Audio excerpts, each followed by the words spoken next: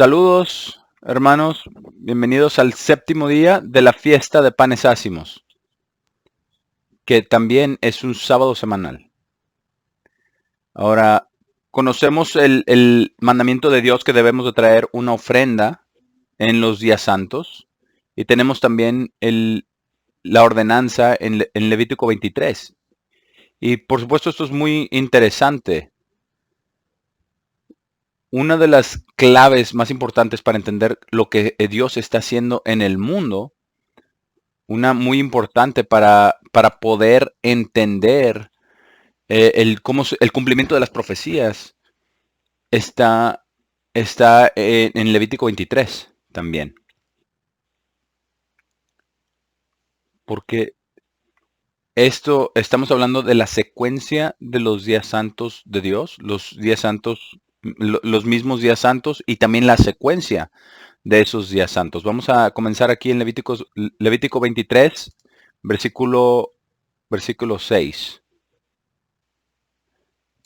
Y dice que en el día 15,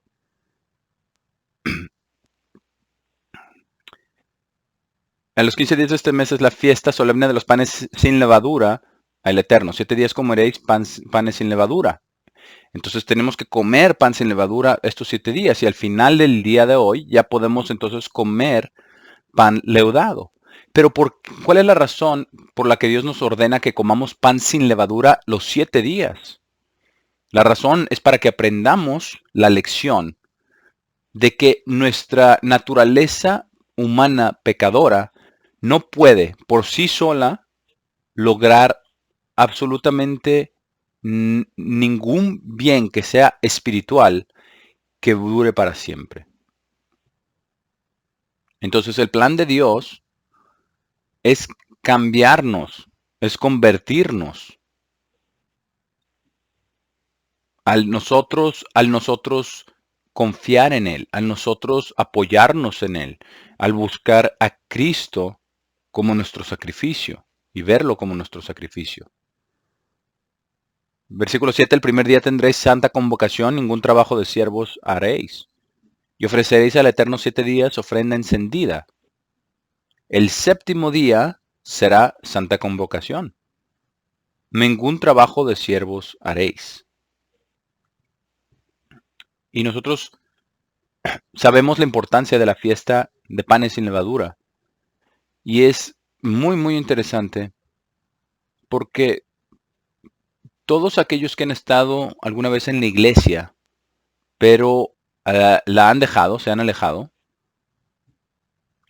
después terminan sin guardar las fiestas, terminan sin guardar el sábado, pero si usted no guarda la Pascua de la manera en que Cristo dijo que se hiciera y en el tiempo en el que Él dijo que se hiciera, entonces usted no tiene vida en sí mismo.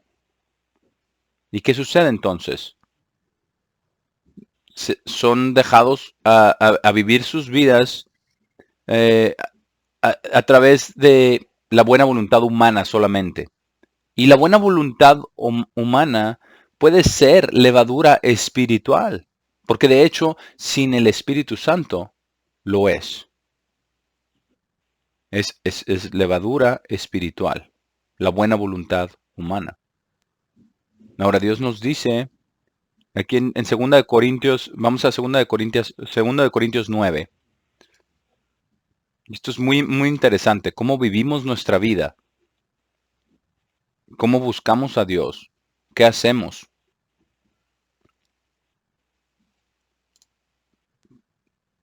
2 de Corintios 9, versículo 6. Aquí hay un principio muy, muy importante, porque es como el sembrar, ¿verdad? Nosotros conocemos la parábola del sembrador, y una de esas semillas cayó, ¿verdad?, en el suelo rocoso, una cayó en el camino, otra cayó entre espinos, pero solamente la buena tierra pudo dar fruto. Y dice que algunos produjeron a 30, a 60 o al 100 por uno. Y aquí está el principio del que vamos a hablar en 2 Corintios 9, versículo 6.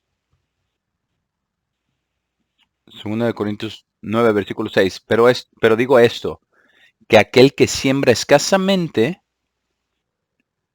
también cosechará escasamente. Y aquel que siembra generosamente, también cosechará generosamente. Cada uno dé como propone en su corazón. En otras palabras, esto es entre cada uno de nosotros y Dios. Esa es la razón por la cual nosotros no les rogamos por dinero, no estamos mandando cartas pidiéndoles dinero, porque nosotros siempre operamos en el presupuesto que Dios mande. Y Dios siempre provee. Y Él va a proveer también para usted. Porque de esa manera trabaja Dios. Entonces, de la manera en que propone en su corazón, pero no a regañadientes o por compulsión, porque Dios ama al dador alegre. Ahora, pongamos atención en esto. Al guardar la fiesta de panes ácimos y todas las fiestas de Dios y el estar cerca de Dios en oración, en estudio, en creciendo, en venciendo, manteniendo nuestros ojos en la meta, esto es lo que Dios va a hacer. Versículo 8. Porque Dios es capaz. Eso significa que Él tiene el poder, es capaz de hacer que toda gracia abunde hacia ustedes para que en toda forma puedan tener suficiencia en todas las cosas y puedan abundar hacia toda buena obra.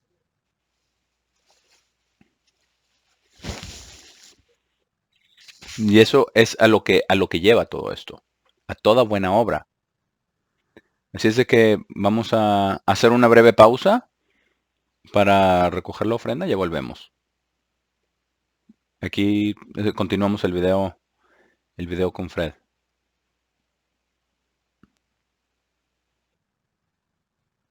Muchas gracias, hermanos, por las ofrendas que ustedes proveen. Nosotros siempre las usamos para servir a los hermanos, para predicar el evangelio, para publicar el evangelio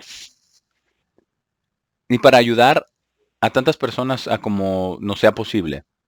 Entonces les agradecemos por ello.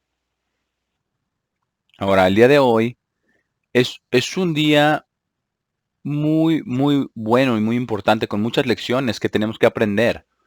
Y todas estas lecciones, que son muchísimas, tienen que ver con nuestra relación con Dios. Y tienen que ver en cómo debemos nosotros de aprender a confiar en Dios. Y debemos de confiar en Dios en todo lo que hacemos. Ahora, nosotros sabemos que tenemos que confiar en Dios con todo nuestro corazón, pero las lecciones que aprendemos son las lecciones también de los hijos de Israel, porque ellos salieron de Ramsés, ¿verdad? Salieron cargados de ropa, de oro, de todo el botín, de todas las cosas que les dieron los egipcios y que ellos tomaron de los egipcios. Y Moisés los tenía todos organizados, ¿verdad? Para marchar de manera organizada. Y se fueron de Ramsés. Y ese día fue el día después de la Pascua. Entonces vamos a ver esto en Números 33. Vamos al libro de Números, capítulo 33. Y vamos a ver qué es lo que nos dice. Porque también esto nos dice que la Pascua y el primer día de panes sin levadura son días separados, no es el mismo día. Contrario a lo que muchos dicen. Números 33, versículo 1. Estas son las jornadas de los hijos de Israel que salieron de la tierra de Egipto por sus ejércitos, bajo el mando de Moisés y Aarón. Moisés escribió sus salidas conforme a sus jornadas por mandato del Eterno. Ahora, lo que estamos leyendo aquí es por mandato del Eterno. Estas, pues, son sus jornadas con arreglo a sus salidas. De Ramesés salieron en el mes primero, a los 15 días del mes primero. Y ya vimos eso. Dice, el segundo día, después de la Pascua, salieron los hijos de Israel con mano poderosa, a vista de todos los egipcios. mientras enterraban los egipcios a los que el Eterno había herido de muerte entre ellos, a todo primogénito. También había hecho el Eterno juicios contra sus dioses, porque para eso dijo que sería que él iba a ejecutar la Pascua, a llevarla a cabo.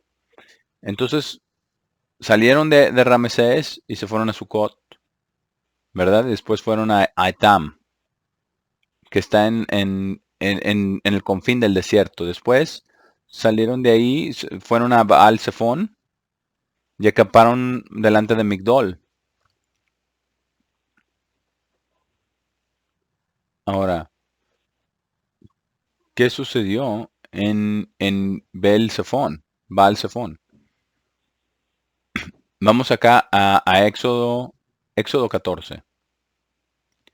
A Éxodo 14. Y aquí está la lección. A pesar de las circunstancias, de todas las circunstancias que sean difíciles, tenemos que confiar en Dios. Y muchas veces, como hizo aquí con los hijos de Israel, los llevó no por el camino fácil a la tierra prometida, sino que tuvieron que ir por abajo, ¿verdad?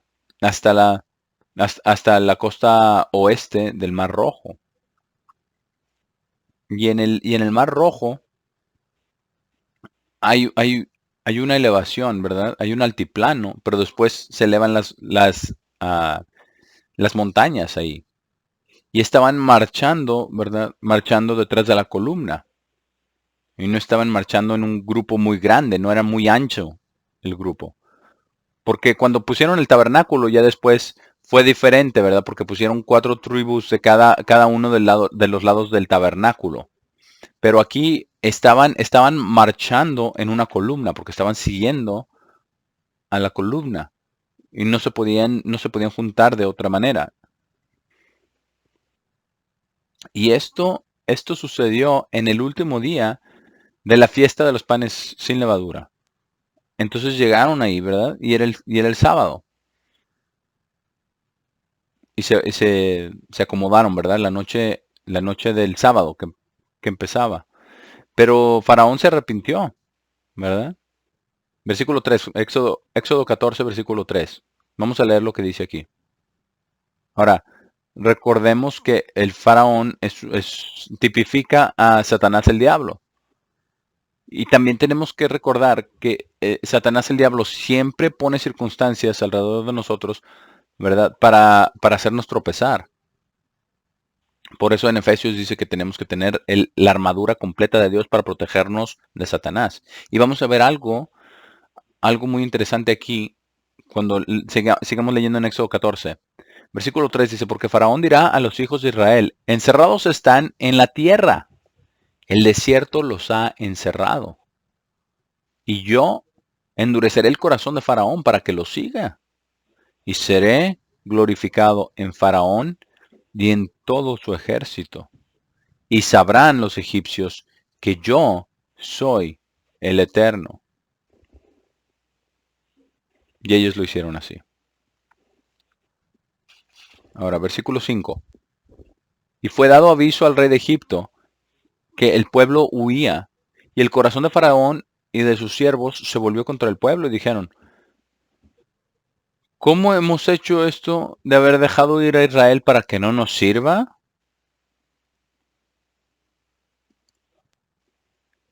Entonces unció su carro y tomó consigo su pueblo y tomó 600 carros escogidos y todos los carros de Egipto y los capitanes sobre ellos. Y endureció el Eterno el corazón de Faraón, rey de Egipto. Y él siguió a los hijos de Israel. Pero los hijos de Israel habían salido con mano poderosa. Oh, estaban muy contentos los israelitas, estaban muy felices de haber salido. Entonces los egipcios los persiguieron, ¿verdad? Con todos los carros y caballos. Versículo 9, siguiendo los pueblos egipcios con toda la caballería y los carros de Faraón, su gente de caballo y todo su ejército, y los alcanzaron acampados junto al mar, al lado de Pi Hahirot, delante de Baal Zephón. Pero vamos a ver ¿Qué tan rápido la mente carnal cambia? Porque cuando todo va bien, entonces estamos muy contentos con Dios. Pero cuando las cosas se ponen difíciles, como aquí, vamos a aprender algunas lecciones y vamos a ver que a pesar de lo que sucede, a pesar de las circunstancias, Dios está con usted, Dios está en usted y Dios está por usted. Ahora, los hijos de Israel no se habían dado cuenta de esto porque ellos no estaban convertidos. Pero esto es lo que sucedió. Y cuando Faraón, versículo 10, se hubo acercado, los hijos de Israel alzaron sus ojos y aquí los egipcios venían tras ellos. Por lo que los hijos de Israel temieron en gran manera. Ahora detengámonos un momento para pensar cuántas plagas tuvieron que suceder en Egipto para que los dejaran ir. Y la plaga final obviamente fue la muerte del primogénito de todos, de personas y de bestias. Y de todos los hombres y de todos los animales. Ahora, ellos vieron estas plagas, todas las plagas, y las últimas no llegaron a ellos en la tierra de Gosén. Pero ahí viene Faraón otra vez. ¿Y qué debían de haber hecho en ese entonces? Cuando veían que venía Faraón, debieron haber ido con Moisés, ¿verdad? Quizás decirle Moisés, ayúdanos a confiar en Dios. Todos nos vamos a arrodillar aquí para pedir la intervención de Dios y tú ora a Dios. Porque recordemos todas las plagas, porque recordamos todas las plagas que hizo Dios en Egipto y nosotros sabemos que Él tiene el poder de trastornar todos los ejércitos de Faraón, pero no hicieron eso, no hicieron eso, ¿verdad? Dice, pero sino más bien temieron en gran manera y clamaron al Eterno y dijeron a Moisés, ¿no había sepulcros en Egipto que nos ha sacado para que muramos en el desierto? Ahora, pensemos en nosotros mismos. ¿Cómo piensa usted cuando viene una prueba, circunstancias que vienen delante de usted? ¿Qué hace usted? ¿Se queja? ¿Acusa a Dios o hace oración? ¿Acusa a Dios o pide misericordia? ¿Qué hace usted en las pruebas? Versículo 11 dice, ¿no había sepulcros en Egipto que nos ha sacado para que muramos en el desierto? Ni siquiera va a haber un lugar donde nos entierren. Dice, ¿por qué has hecho así tú? Diciéndole a Moisés, ¿verdad? Acusando a Moisés. ¿Qué has hecho así con nosotros que nos has sacado de Egipto? Aquí hay otra lección. Nunca, nunca se enfoquen en el corto plazo. Debemos nosotros de ver al objetivo final, porque entonces podemos tener perspectiva cuando hacemos esto, una perspectiva correcta. Ahora, antes de que Dios los sacara de Egipto, ¿verdad? Estaban llorando, estaban clamando, ¿verdad? A Dios. Ayúdanos, ayúdanos, Señor. Estamos siendo oprimidos por los egipcios. Tenemos que servirlos día y noche. Somos esclavos aquí. Pero veamos cómo es la naturaleza humana. Absolutamente se da la vuelta y le da la espalda a Dios en vez de clamar para que los libre de nuevo. Y esto es lo que le dijeron a Moisés, versículo 12. ¿No es esto lo que te hablamos en Egipto, diciendo, déjanos servir a los egipcios? Porque mejor nos fuera servir a los egipcios que morir nosotros en el desierto.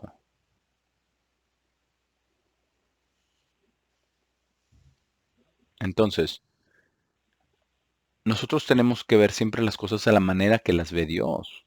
Porque veamos lo que dijo Moisés. ¿Qué podía hacer Moisés por él mismo? Él tenía que confiar en Dios. Él tenía que creerle a Dios. y esto es algo muy importante para todos los ministros y ancianos de Dios.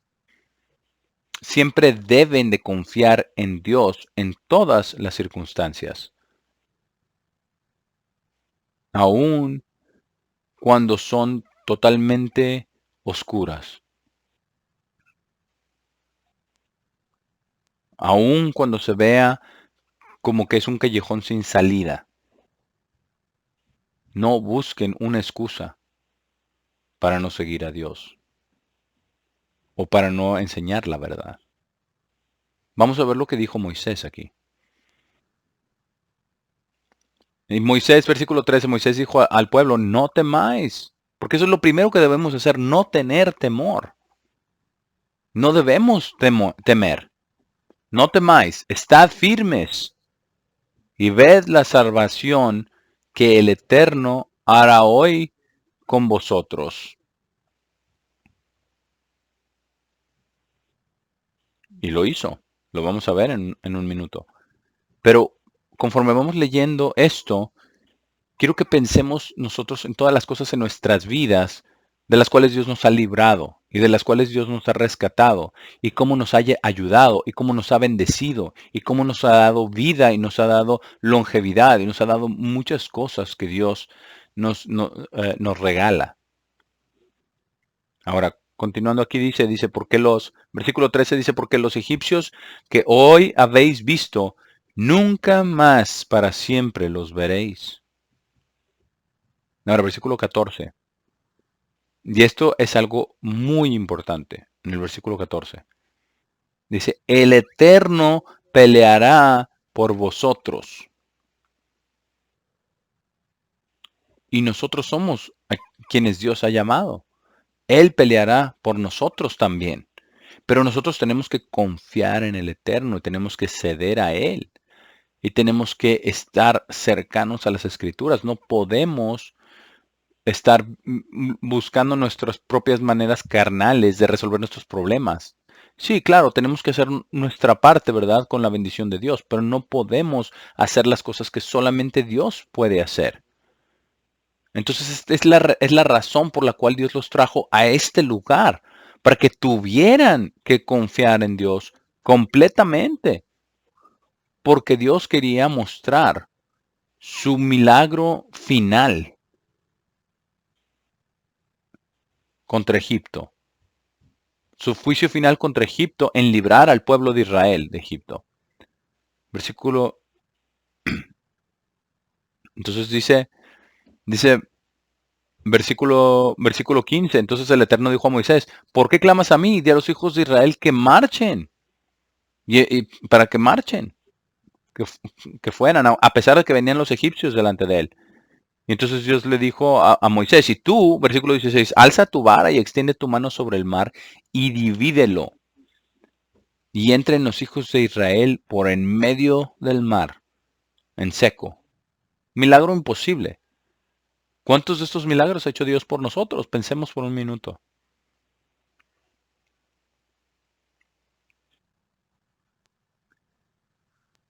He aquí, versículo 17, yo endureceré el corazón de los egipcios para que los sigan, y yo me glorificaré en Faraón y en todo su ejército, en sus carros y en su caballería. Y sabrán los egipcios que yo soy el Eterno, cuando me glorifique en Faraón, en sus carros y en su gente de a caballo. Y entonces, ¿qué sucedió? El ángel del Eterno se puso entre los dos, ¿verdad? Y era luz para los hijos de Israel y oscuridad para los egipcios, para que no se acercaran. Entonces hubo un viento tempestuoso. Ahora, tenemos que considerar una cosa. Ya que estaban en la columna marchando, ¿verdad? En el borde del oeste del Mar Rojo, no era, no era, no era algo amplio. No era una, se hubiera tardado horas y horas y horas. No, el cruzar el Mar Rojo fue rápido, fue rápido. Entonces por eso estaban todos en columna y acamparon ahí cerca.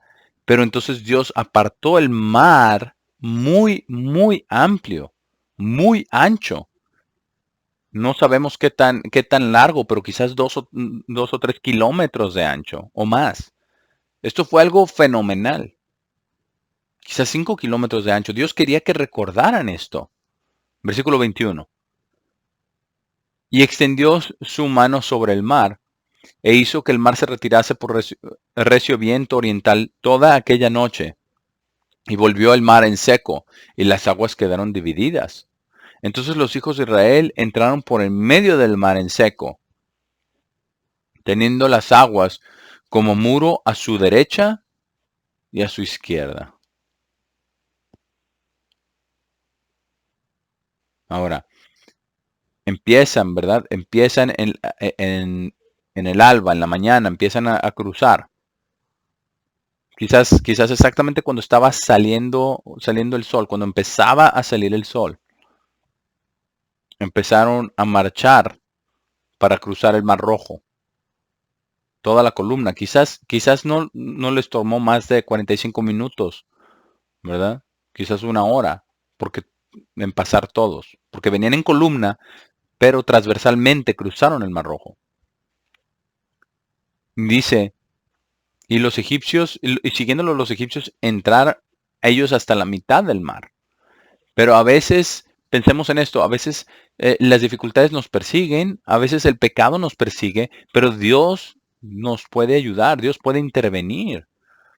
Y esto, aquí es donde nosotros podemos ayunar también con la oración, porque puede Dios intervenir por nosotros.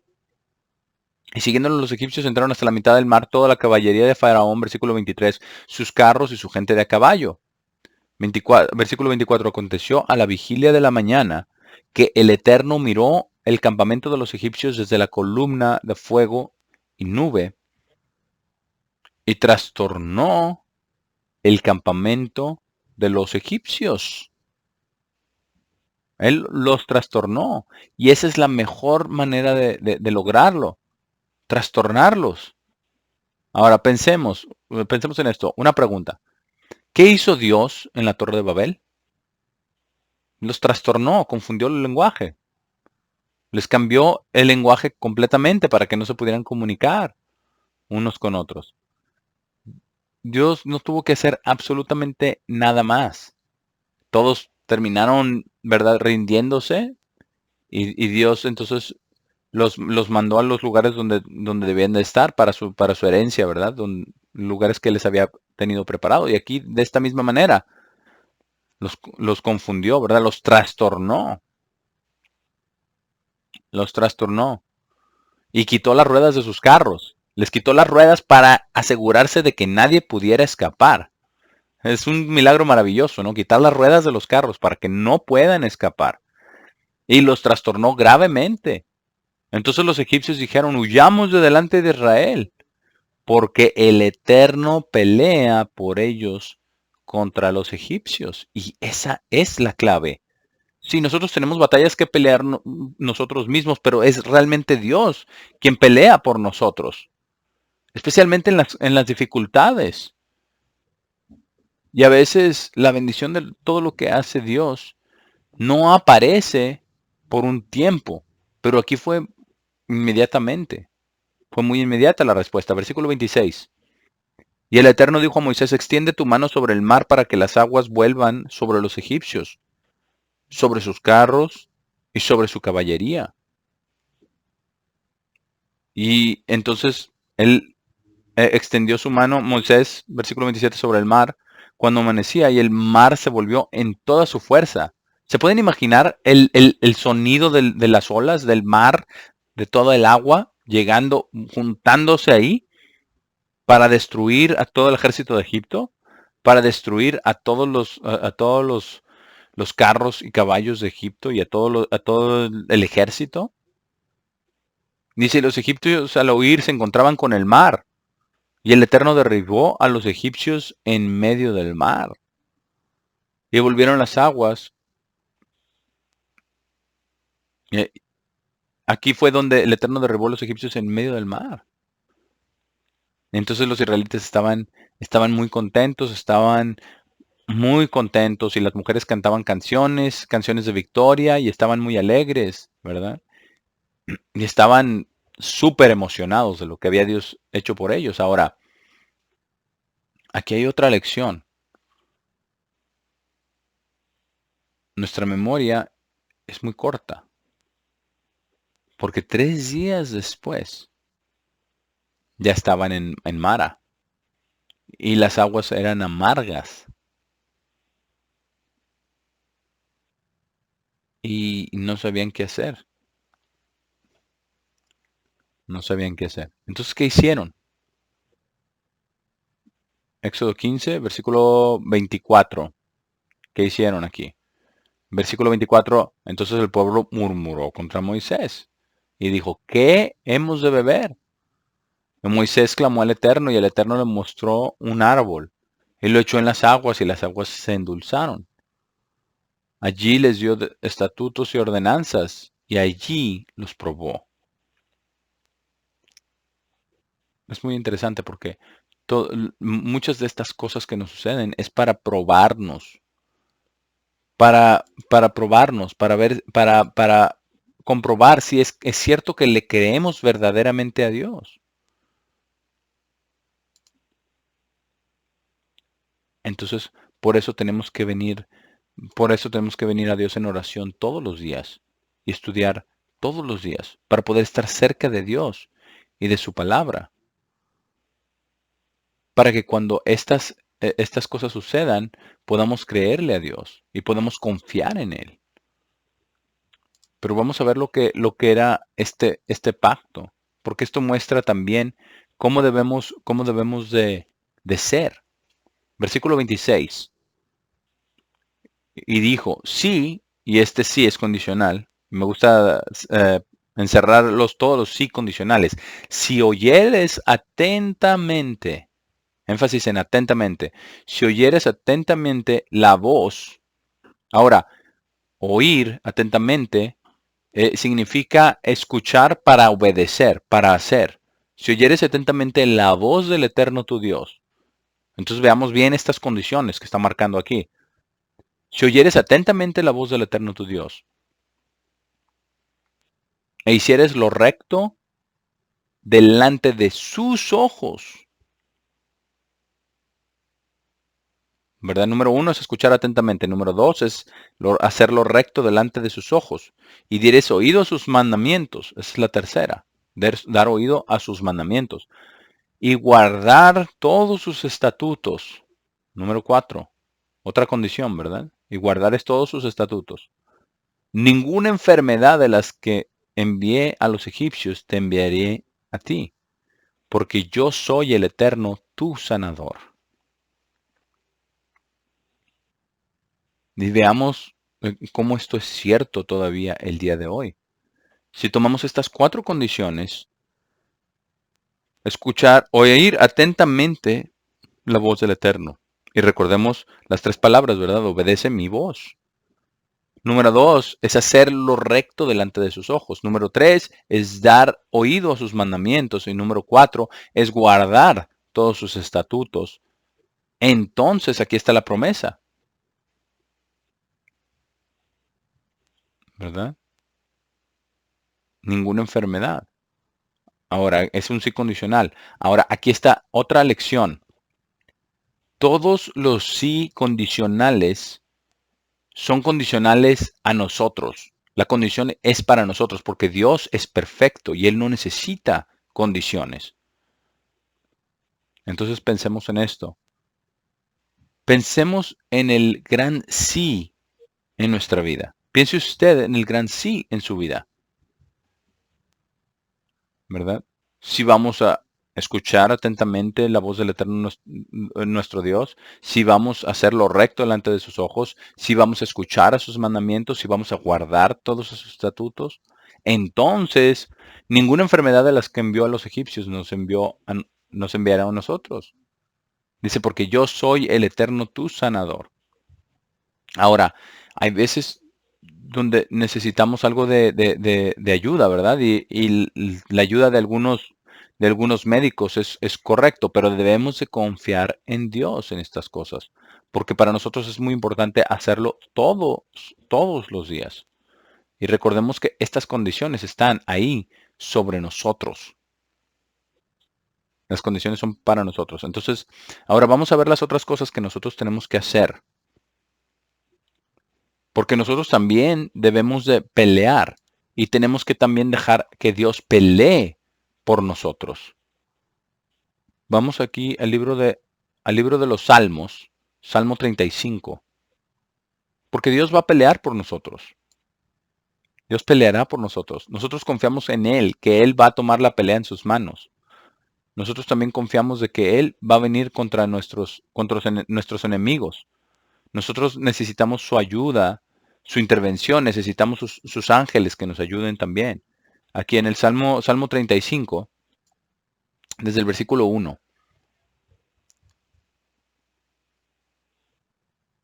Ahora, aquí está lo que los hijos de Israel debieron haber hecho cuando vieron a los egipcios venir.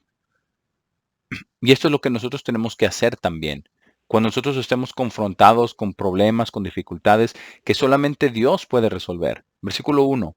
Disputa, oh Eterno, con los que contra mí contienden. Pelea contra los que me combaten. Echa mano al escudo y al pavés, y levántate en mi ayuda.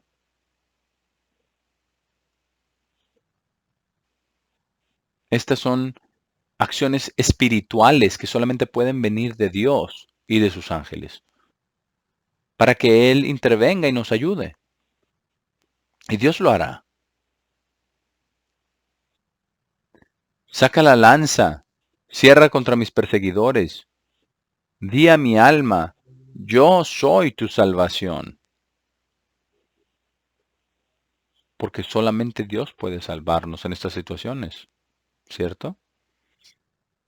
No hay manera de que los israelitas pudieran haberse salvado ellos mismos. Porque ellos no tenían ni siquiera, no tenían ni siquiera carros, caballos, lanzas, espadas. Simplemente eran esclavos que venían saliendo con muchos despojos. Y ahí venían los egipcios, ¿verdad? A buscarlos. Y es la definición perfecta de cómo Dios interviene. El ejemplo perfecto. Di a mi alma, yo soy tu salvación. Versículo 4. Sean avergonzados y confundidos los que buscan mi vida. Y ahí están confundidos, otra vez lo que ya habíamos oído, ¿verdad? Cuando Dios confundió el lenguaje en Babilonia, cuando Dios trastornó los carros, ¿verdad? Dice, sean vueltos atrás y avergonzados los que mi mal intentan. Ahora, algo de esto también puede ser atribuido a cómo Cristo fue tratado, ¿verdad? Cuando estaba Él aquí en la tierra. Versículo 5, sean como el tamo delante del viento, y el ángel del Eterno los acose. ¿No es algo muy interesante? Dios puede hacer eso. Los puede mover como el tamo delante del viento. Sea su camino tenebroso y resbaladizo, y el ángel del Eterno los persiga. Es casi una repetición de lo que sucedió en el Éxodo, ¿cierto? Su camino sea tenebroso y resbaladizo. El ángel del Eterno los persiga. Versículo 7, porque sin causa escondieron para mí su red en un hoyo. Sin causa cavaron hoyo para mi alma. Véngale el quebrantamiento sin que lo sepa. ¿Y acaso no describe eso perfectamente lo que pasó en el Mar Rojo? Y otras cosas que Dios ha hecho también en la misma manera. Sin que lo sepa, el agua regresó.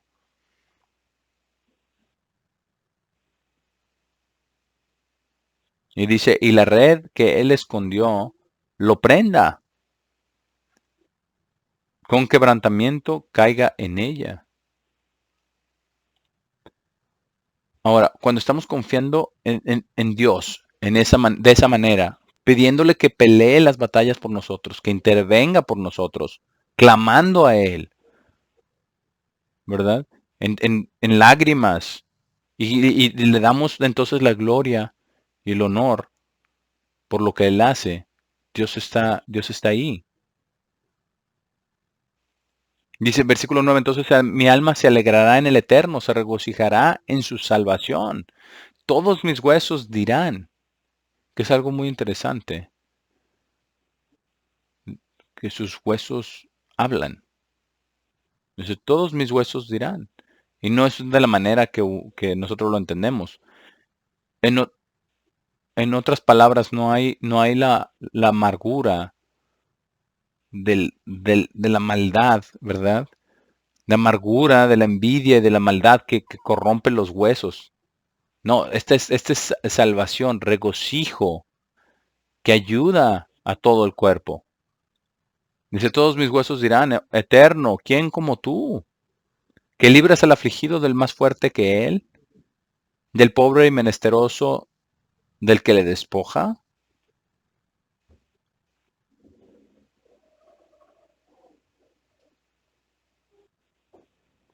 Es algo muy importante. Que recordemos que Dios va a pelear las batallas por nosotros. Entonces vamos nosotros ahora a tomar una pausa y ya regresamos.